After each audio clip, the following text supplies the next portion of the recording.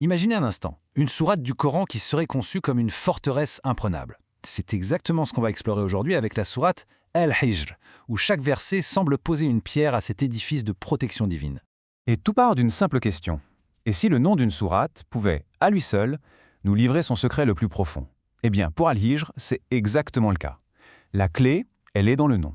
Alors, allons-y, on plonge directement dans le vif du sujet. Pour comprendre, il faut d'abord décortiquer le nom lui-même. Al-Hijr. En arabe, Al-Hijr, c'est ça. Un lieu fortifié, un endroit clos, protégé. Pensez à une citadelle, un rempart, un espace qui préserve précieusement ce qui se trouve à l'intérieur. Cette image est fondamentale, gardons-la bien en tête, parce que c'est vraiment le fil rouge de toute la sourate. Et ce n'est pas une coïncidence, loin de là. Le nom est comme une annonce, un titre qui nous dit d'emblée « Attention ». Ici, on va parler de la manière dont Allah préserve sa religion, ses créations et au fond les croyants. Mais ce qui est fascinant, c'est que cette idée de protection, elle n'est pas juste dans le titre. Non, elle est gravée dans l'architecture même de la sourate. C'est comme si les fondations du texte reflétaient cette promesse. Regardez un peu cette symétrie.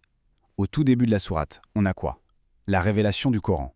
Et à la toute fin, l'appel à adorer Dieu avec constance jusqu'au dernier souffle. C'est magnifique, non?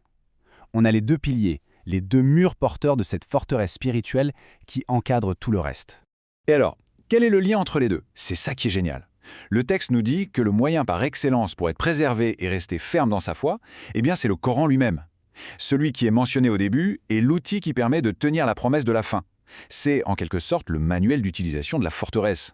Bon, maintenant qu'on a vu le plan d'ensemble, entrons à l'intérieur de la forteresse. Parce que la sourate ne se contente pas de dire « Allah protège ». Non, elle va nous montrer point par point comment et où cette protection divine s'applique. Et elle le fait à travers 8 domaines. Oui, 8. 8 sphères de la vie et de la création où cette préservation divine est à l'œuvre. Alors, les voici.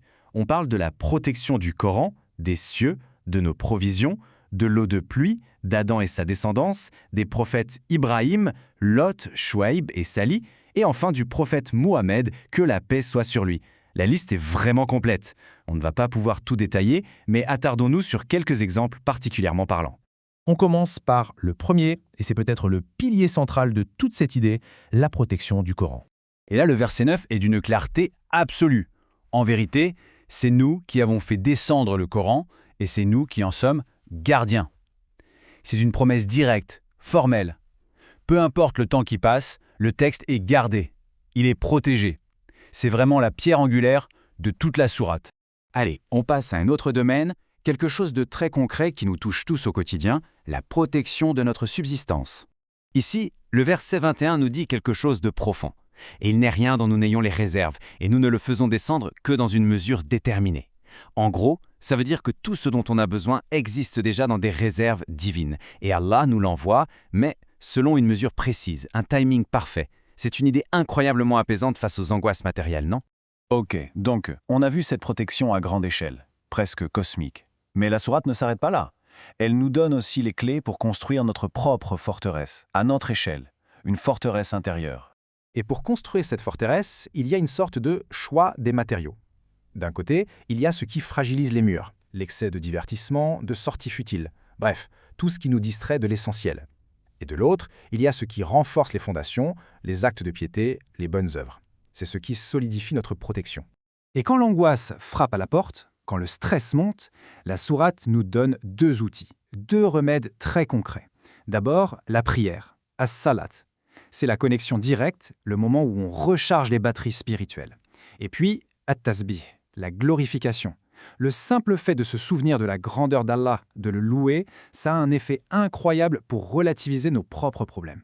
Et on termine avec cette pensée, cette question pour chacun de nous. La sourate Al-Hijr, c'est en fait un plan d'architecte pour une forteresse divine. Le plan est là, accessible à tous, mais c'est à nous de la bâtir, pierre par pierre, de l'entretenir et surtout d'y trouver refuge. Dans ce monde qui bouge tout le temps, qui est plein d'incertitudes, savoir où se trouve notre hijr personnel, notre sanctuaire intérieur, c'est peut-être ça la chose la plus importante.